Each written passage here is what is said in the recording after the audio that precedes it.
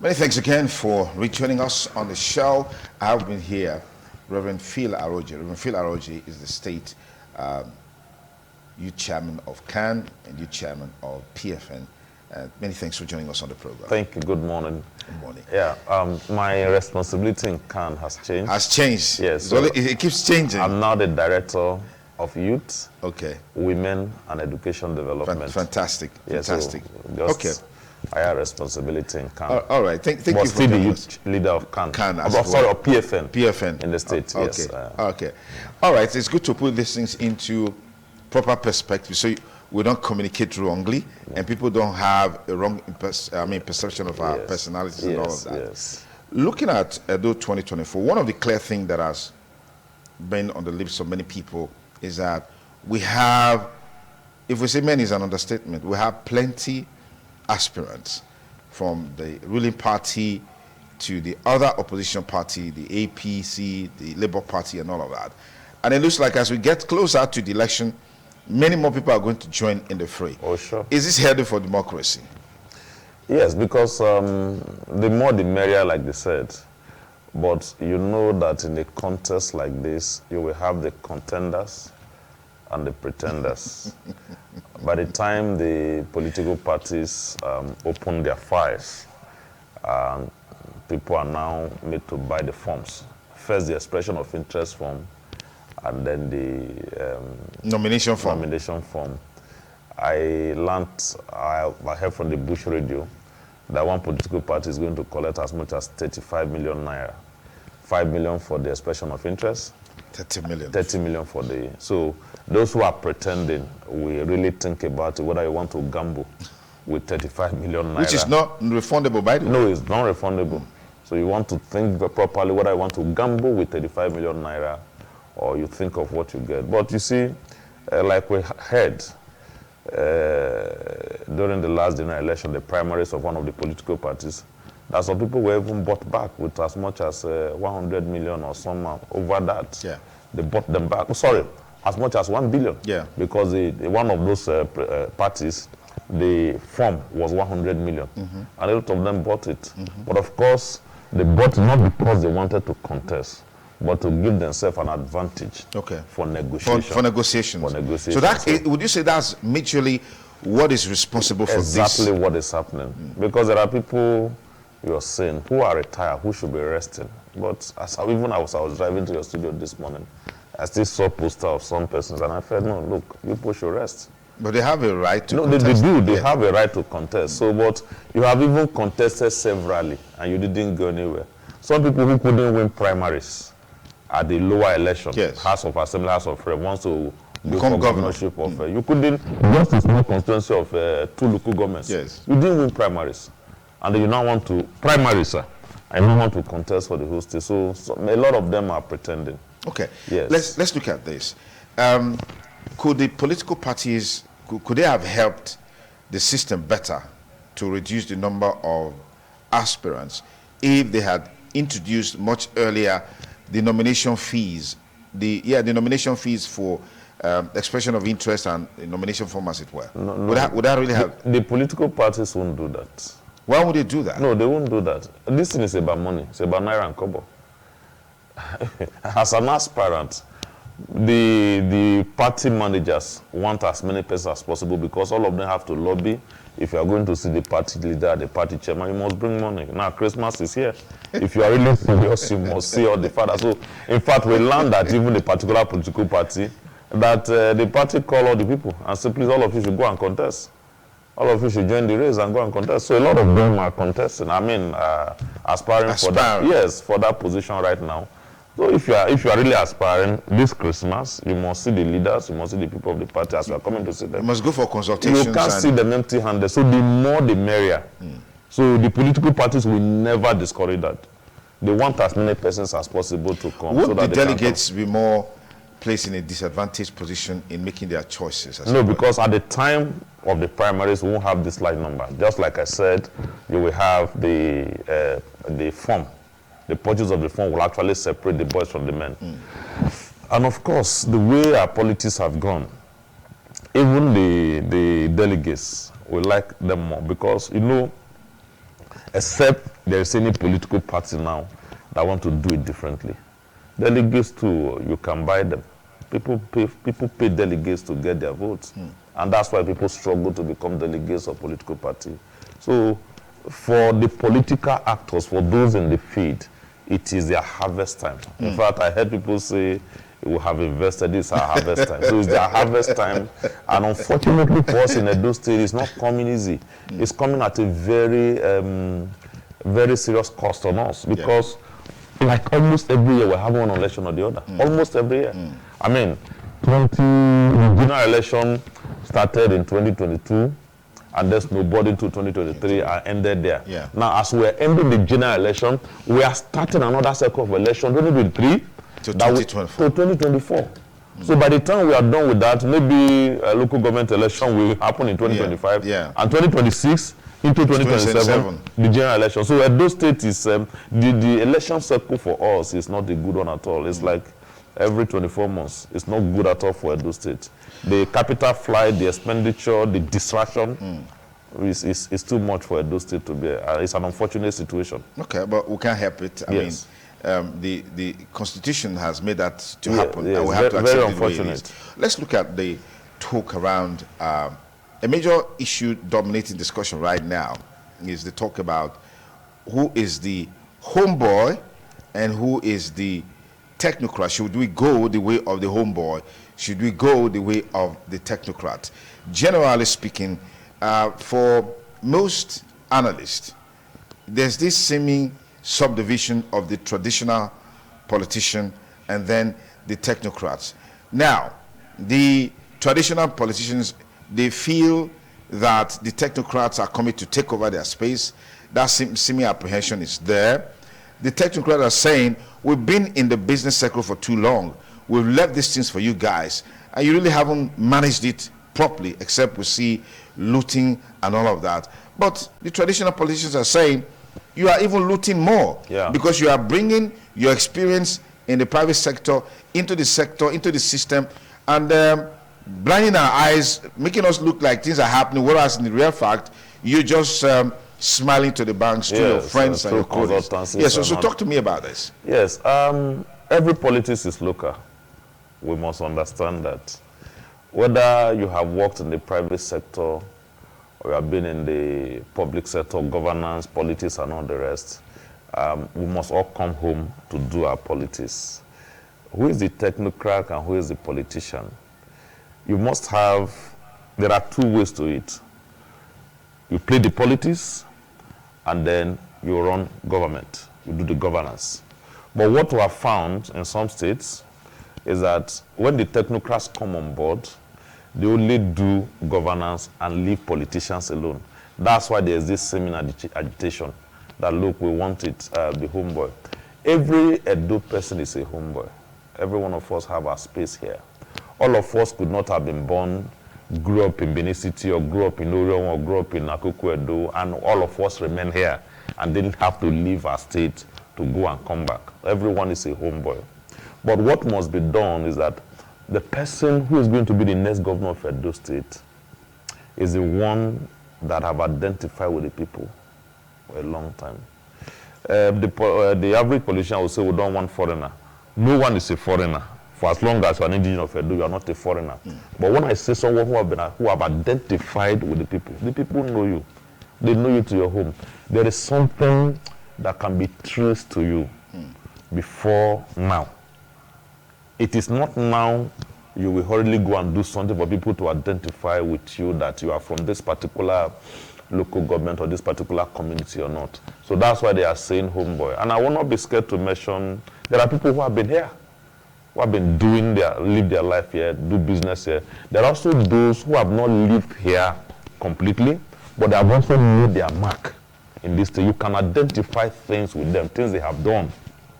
That this person, though he doesn't live here fully, is an Edo person, he has done this. It's not everybody that will be like my father, Bishop Matu Kweolu, who has never left Urumi. But he goes from Urumi to the whole world. He has lived in Urumi for 73 years. He was born there, lived there for 73 years. He has done business there for 73 years. I mean, for 45 years, 50 years, sorry. He married there for 48 years. and had lived 50 years marriage and had lived all his life around the but going and coming. Some other persons haven't lived here that long, but they have marks on ground for what they have done. It will not be proper to elect someone that those people will not have access to. That's the truth. It won't be proper for those people to elect someone they will not have access to. So it must be someone who have identified with us, who has been with us.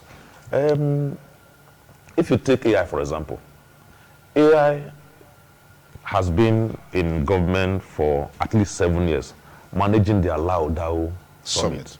So you can't say that one is a foreigner, for example. Okay. Because he's been here, managing this Allow DAO Summit every year. Okay. You say it's not a foreigner, it's an Edo person. He's from, his son is from there. Okay. So you can't say it's a foreigner. If you take the deputy governor, he's been here, from House of Assembly to House of Rep and all the rest. So who is really the foreigner? If you take POI has been here. Okay. It was a PA to the chairman of Uredo local government. He was chief of staff to the governor. He was SSG. He has contested twice. He's been here. So who is the foreigner here? If you go to other political, I mentioned PDP and I mentioned APC. If you go to Labour Party, you have a Professor S.A. Rumsela, live in Port Harcourt partially, but he's on ground.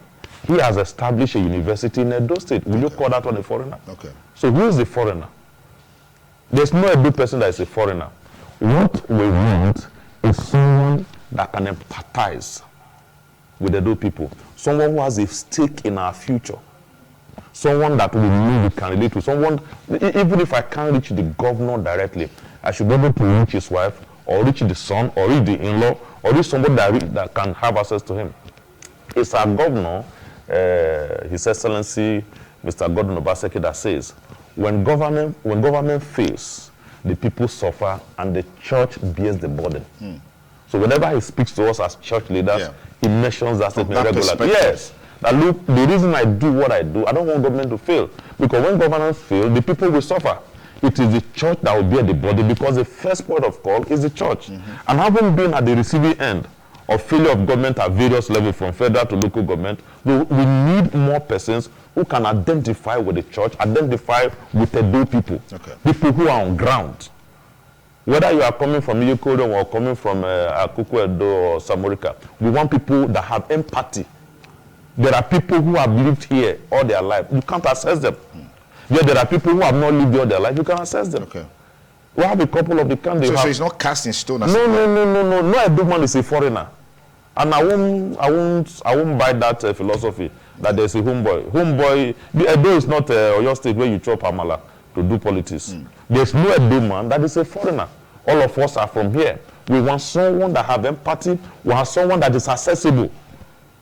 We don't want someone that will lock the gate of the government house that we can no longer reach them, becomes a high priest that we cannot have be taught with the feelings of our infirmities. No. So all of those people, from AI to POI to PSC, PCA, Clement Agba, to all the aspirants, to Riceman, they are all Edo people. There's no foreigner among them.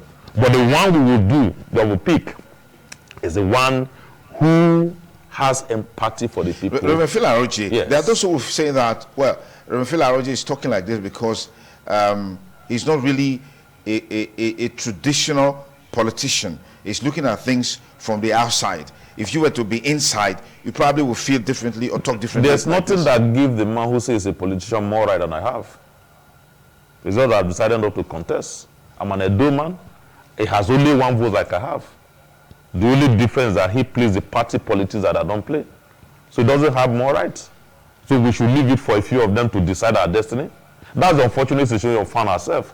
That's why we are limited. The limitation we have now is that we do not, some of us who have a voice, do not have access to the political parties to determine the candidate. At the end of the primaries by February 24th or 25th next year, it is the candidates that the political parties bring to us. Those are the ones now we'll be able to pick from.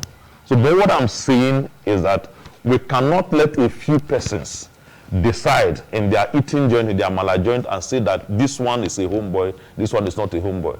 Every Edo man is qualified to run. But when you come, let us see what you have done.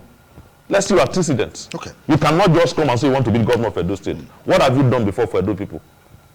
Is that not where... Yes, what have you done? What have you put on? Is that not where this philosophy or philosophizing about homeboy and traditional... So that's why I don't want to tag anybody as a foreigner. Yes. Edo person is a foreigner. All of us are Edo people. We have equal right, equal stake. Whether it's only by one parent, yes, that you are Edo.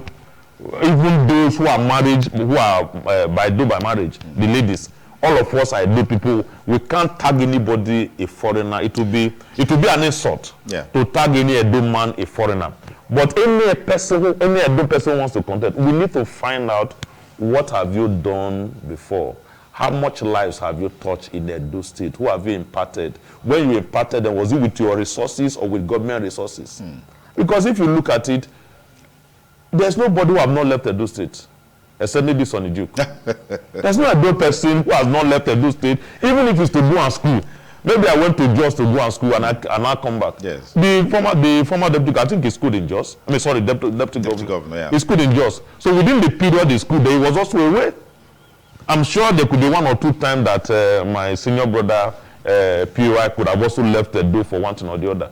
Just like AI, just like Mujame. At one point or the other, we have moved around. But if you are coming to say you want to lead, some of them want to rule, but we need a leader. Okay. You want to lead us in the state, you want to govern Edo State, we will now sit down to check, what have you done? Okay. What have you done for Edo? Reverend Phil, yes, look at these thoughts, as it were, these perspectives, which has to do with the fact that at the level we are at now, those who will determine who the standard bearers will be at the level of the political parties are the party members. Yes. Do you think they share in these views and perspectives that you have shared?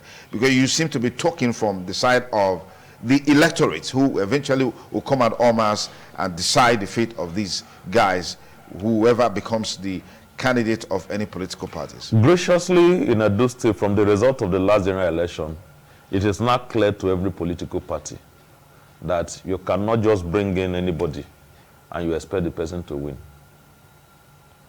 We have 3 senators from Edo State.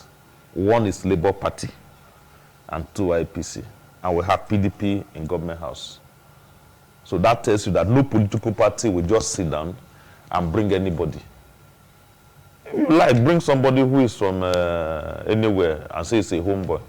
If it doesn't fit into the quality of person that the Edo people are looking for, we will speak against the person, irrespective of the political party. That they have advantage to select the candidate or the flag bearers. But we have advantage to be able to tell the people, yes, this is the direction you should go, irrespective of the political party.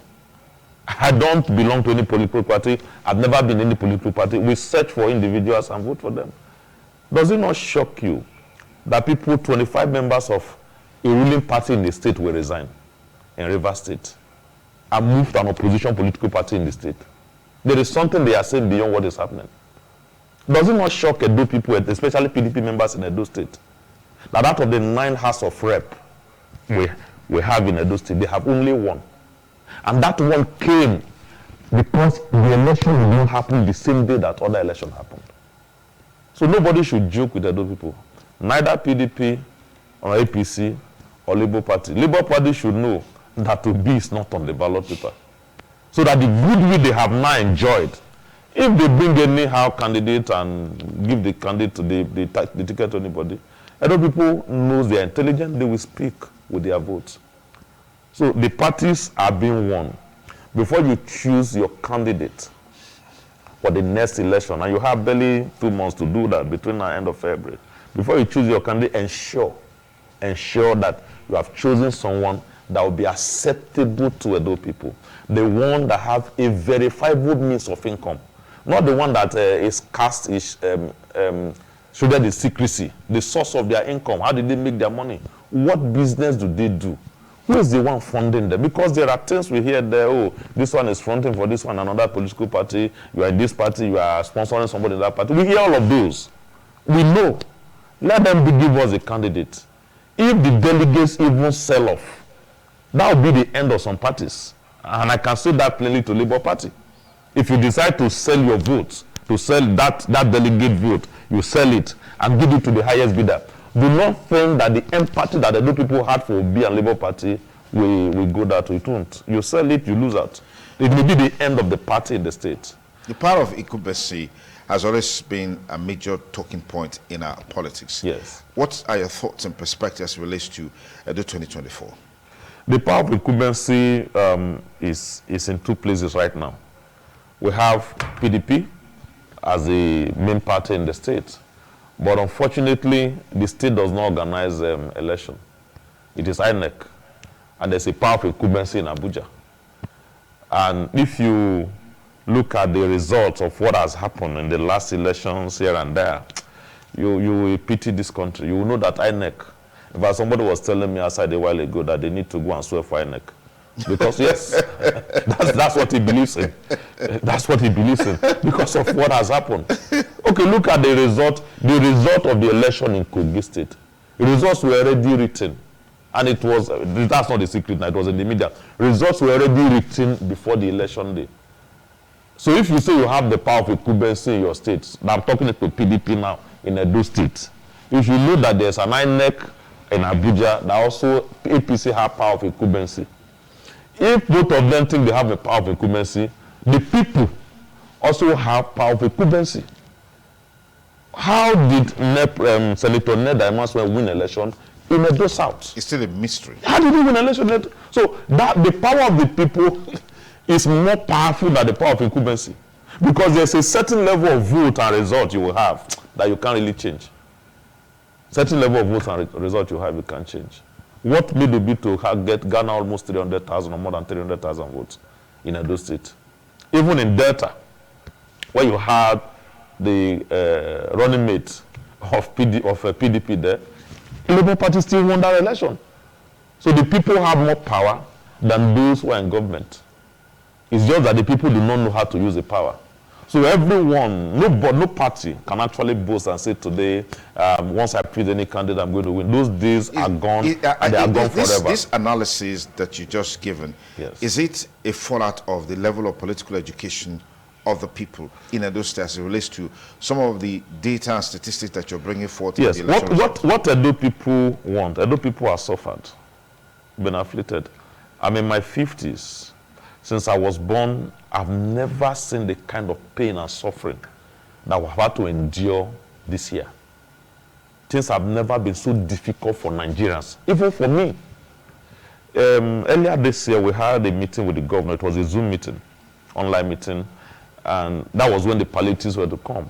And the governor said, we already have the data for those who are to collect palliative and all the rest. And I said, excuse me, when it was my turn to talk, Your Excellency, when was that data collected? He said, not long ago, we have the data, those who fall under the threshold that you get. I said, sir, you need to update that data.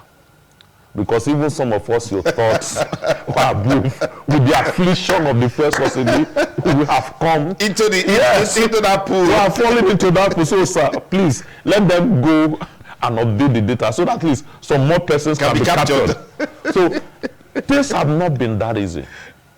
Edo people want, for want of other words, yes, the real change. The change we got from Buhari and the renewed hope we got from Tinubu is fake. I say that with utmost responsibility. You can't tell me to buy fuel for 655 naira and you think I'll be happy from 200 naira that it was sold in April and May. Yeah. 655 naira. And World Bank is advising the federal government to take it to 750 naira in a country where we can't feed. It took the intervention of the governor and the commissioner for works, road and bridges, Honorable Etan Uzamere, yes, I think that's his name, yeah, for them to fix the Benin Auchi road, Benin Agbo road, that was locked for 3 months. People couldn't come to our church. People who own private schools lost all their pupils because people couldn't access that road. The bypass was locked. I had to go and appeal. The governor appealed to the commissioner, and then they have to bring in the contractor who did palliative on that road. That's not, that, we want the real change. Okay. We want FEMA back. Let me just. So we want things. Yeah. Somebody that will empathize with the Edo people. Okay. Yeah. Now, for some people, it's always very easy to ascribe some of these challenges to the failures on the part of the federal government. And it just looks like we're trying to exempt or exonerate, the lower tiers of government, whether the state or the local government. But we also know that many of these things because you talked about politics being local. The state government exists. Does local government exist? Politics is local, Reverend Phil. Yes. If politics is local, can't we domesticate more of governance at the local level when we know that month in, states get local government allocation? What is wrong in doing that? There was this many years ago had what they call devolution of power. It was a mantra that was being used here and there. And people who were talking about that, talking about federalism, they were now added one other word to qualify true federalism. People like the current president, they were the ones who were the proponents of true federalism. And I should thought that after 5 months, 6, 7 months of being in power, we should look for how to devolve power devolve power to the people through empowering the local government and the state government. In most states in the country, you do not have even the existence of local government. They just go there to collect salary. I think we have a few persons now who were elected sometime in September 2nd, to run their affairs. Elected or selected, you mean? No, there was election, so they were elected. Okay. Unfortunately, we don't even know many of them. Okay. We don't know many of them. So okay. we have them at the local government level. But have you taken part of any one of them? Maybe the one that is close by here, a local government. People say she's working, and I saw her a few days ago. I said, my sister, you have to have to make sure that the name that they left, you must sustain it. Yes, you have to sustain that name. Okay. Do the best you can do, because by some extension, you are the one in power now, in position of authority. Okay. To work on that. So apart from her and a few other persons, I don't know what they are doing at the local government. But what they have told us, that the federal government takes more of the money, the rules are federal rules, and I don't know why Benin Agboro should be a federal road. And of course, we should know, the state government should know, and everyone should know, that there are no federal citizens. When the road fails, Edo people bear the burden. They suffer it. So it's not federal government that is bearing it. So that's why I'm happy that, that Agboro road was really bad. Even your colleagues on the radio platform. Yeah. It was really very bad. Yeah. In fact, 3 times I went to the road to do a live video, and I thank God that they responded. But it is still palliative. This is the time now for the federal government to come and intervene. Is anything happening there right now? As at today in Agbo. Whether at the level of the state or at the level of the federal government? Saple Road, for example, there's ongoing work. I think that's federal. Saple Road. Agbo Road, right now nothing is happening, but on the bypass, something is happening. I think that's the state government that is working on that one. We thank God for their life for those ones. But we don't have to wait for the thing to get damaged. But the whole blame is not on the people, it's not on the government. It's actually the blame is on the people. Okay. Whatever issue we're having is an environmental issue caused by us. Okay. That's a discussion for another day. If we return back to what we are discussing, the next governor of Edo State, nobody should think of getting there if you do not have the people at heart. We may not have power now, apart from the political party, to select who should become the candidate. But we have the power to tell the people who to vote for. And we are going to deploy those power. We are going to deploy those power. You have consistently used the word or made the statement about whoever Edo people will choose must be someone who is people-central in his thinking, in his actions, and all of that.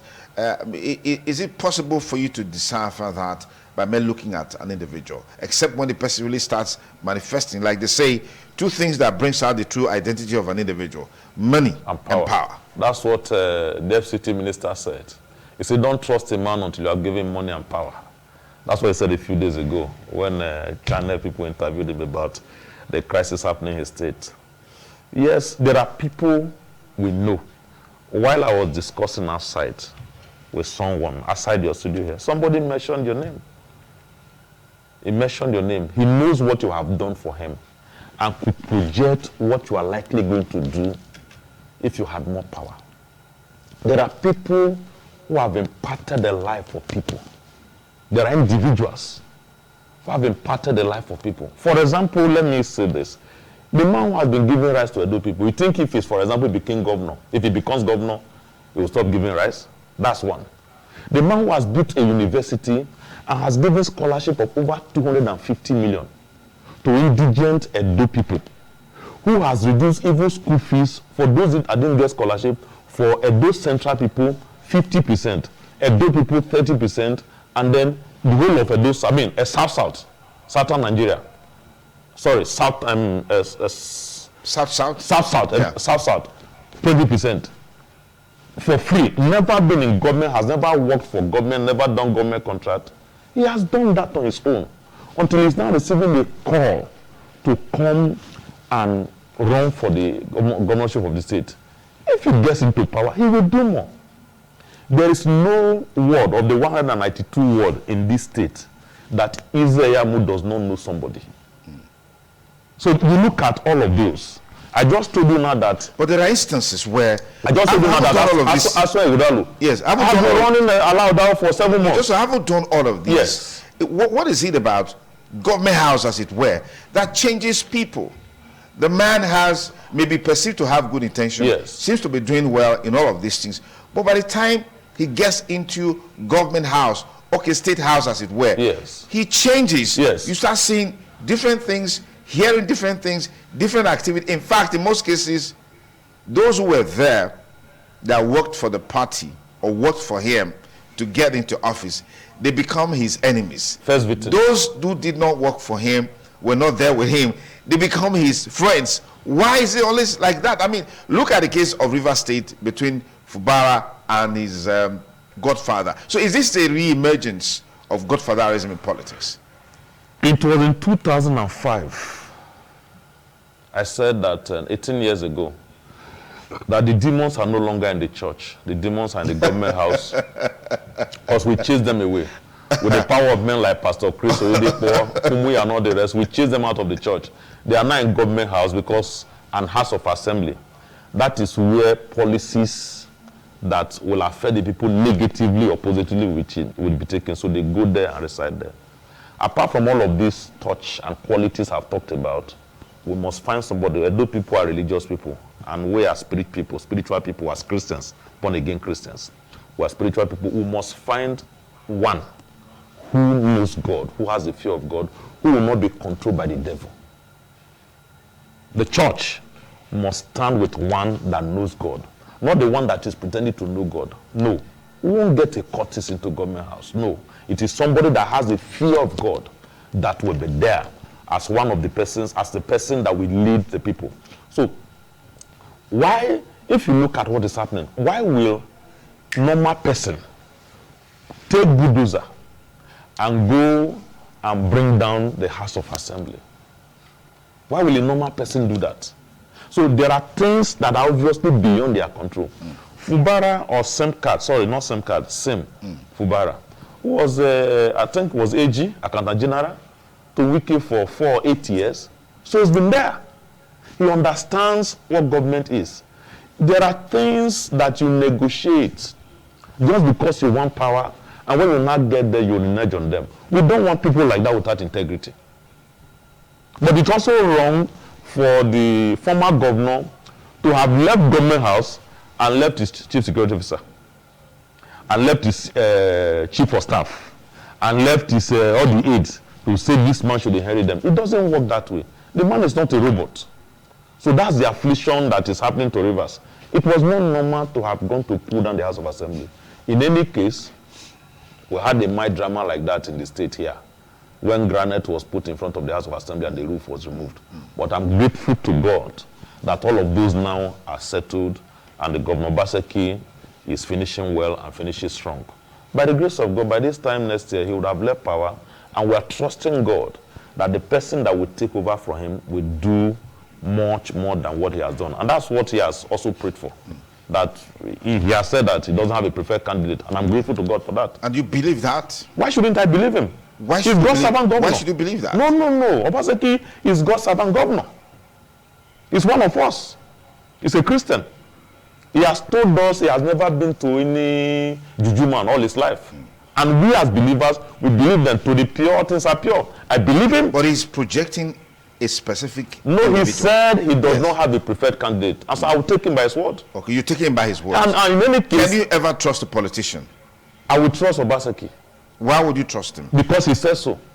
Because he's a believer. That's enough for you. Because he's a believer. I will trust someone until he does something wrong. And in any case, so are you saying he hasn't done anything wrong that would justify you changing your mind? Or it is within his power to project someone, and it is not out of place. And nobody should expect that a man having been in power for 8 years, he will not have somebody who want to take over. Have an anointed candidate. Yes. It's right for him to do that. He has the right to do that. In fact, he acknowledged again during a Laudao, the banquet night, Friday night of it, that should be around on the 10th of November. Okay. He acknowledged publicly, if you go through your news, your report, you'll find it, that it would not have been possible for him to become the governor if not that Comrade Adams Oshiomhole, Senator Adams Oshiomhole supported him. Okay. I was in that event, publicly acknowledged. So it is not wrong for him or for anyone else, even for Son Duke, to say my program is next Monday, I may not be available. Yes. From this to this to this, I prefer this man to anchor this program for me. So it's not wrong. So it is within his power. If the things that we've seen now, yes, Rivers State is a classical case. Yes. We heard of the case of Anambra State.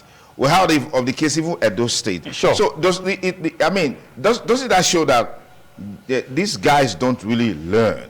I mean, if anybody had told Oshiomhole, for example, that this was what's going to happen between him and Governor Obaseki, I'm probably sure he would. No, he wouldn't have believed. Okay, so can you even tell what could possibly happen between Governor Obaseki and whoever he anoints ultimately? No, we can't tell. So can't we just learn from history? Whoever he anoints. Yes, can't we just learn from whoever history he anoints, that this doesn't really work the way it will be left for Edo people to know whether that anointing oil is from God or whether it is so whoever he anoints. Yeah. They will come to us. They have not told us. Okay, so that's not to the people who should succeed them. That's what we call it to wrap. So, but we want someone that has Edo people, that have empathy, that has something to show. Yes. On ground in Edo State. Thank you very much, Reverend Phil Aroji. It's always a delight to have you here. Thank you very much. Very robust perspectives on the show this lovely Monday morning.